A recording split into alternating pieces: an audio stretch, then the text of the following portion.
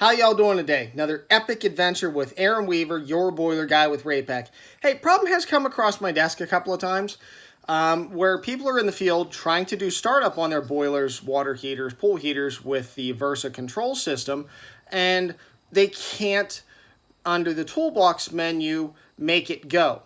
And they can't go ahead and get it to go to high fire so they can do the combustion adjustments, the tests, the manifold pressure tests, the blower suction pressure tests, and they can't go. So there's actually a really quick, easy way to identify why you can't. So the obvious given, the first one we're going to look at, is you want to make sure on your Versa control board, okay, you want to make sure dip switch number 1 is in the on position, all right? So that gives you access to the other parts of the control. Now, here's something to immediately notice on this display. That is gray. And there is no percentage of firing rate up above it.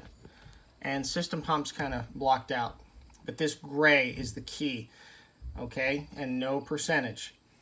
So and then I can see there's target there. There's another tip. When you see the 3 dashes or 4 dashes, I call them dots, but they're dashes, that means there's no call for heat, right? So on my controller, I have a switch, an enable-disable switch.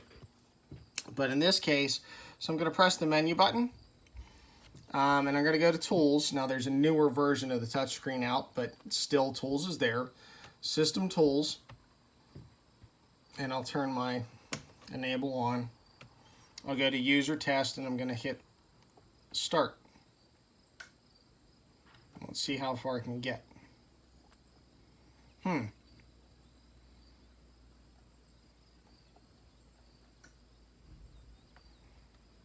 Now what we found in the field when we do this, it'll go ahead and try the pump stuff. Right, and let's skip through because you can skip to the different settings. Let's checking the pump.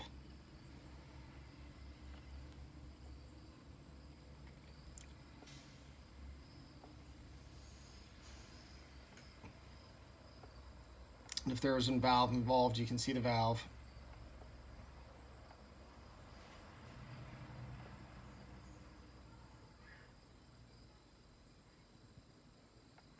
And one thing with this, takes a little bit of patience.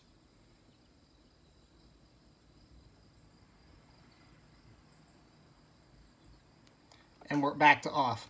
You noticed it never went to fire. So that may be the problem that you're experiencing. There's a real easy fix for this. Simple. So we go back and we go to boiler. In this case, boiler 1, or you'd be 1, 2, 3, 4 down the line. This one, we're just going to go to 1. There's the screen. You can see the boiler shows the different information about it. The trick is going over here and pressing that. Here's the problem. There's this little piece of the puzzle. The boiler is electronically turned off. Now, that's helpful when you're testing multiple boilers in a cascade system, so you turn off the ones that you don't want to test, right? So that's why that feature's there. But a lot of times it gets people hung up, or they inadvertently turn the boiler off, or the water heater or the pool heater. Not good, right? Now it's on. You can see that's green. Now watch this. We're going to hit the menu button, menu button, menu button. I want to go to the 3D view and see the difference. So right there that you can see that boiler is now green. It's a color, not gray, and you can see it's 0% right there, okay? And then the target came back, and I switched the enable-disable on the targets there.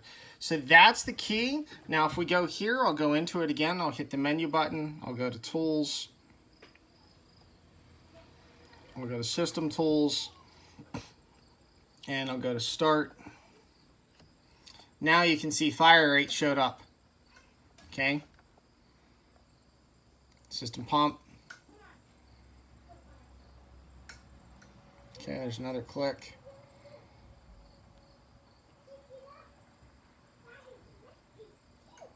Valve in.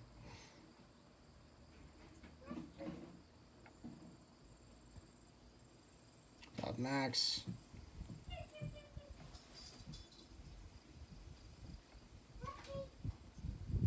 It's my kids looking for the cat outside.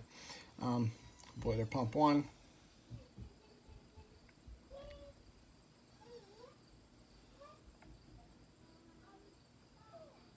And now we go to ignition, where before we didn't have ignition. Okay, so perfect. It's going to try and start that sequence. So I hope that helps you. I know that's been a problem where a lot of people get stuck at that point. And actually, if you read in the owner's manual on the first page of the startup sequence for that, it actually tells you to go to that and turn it on. Right on there is the beginning sequence step that you need to take. Okay, so hope that helps you. Have a great day. Like and subscribe to the videos from Aaron Weaver, your boiler guy with Raypak. Bye.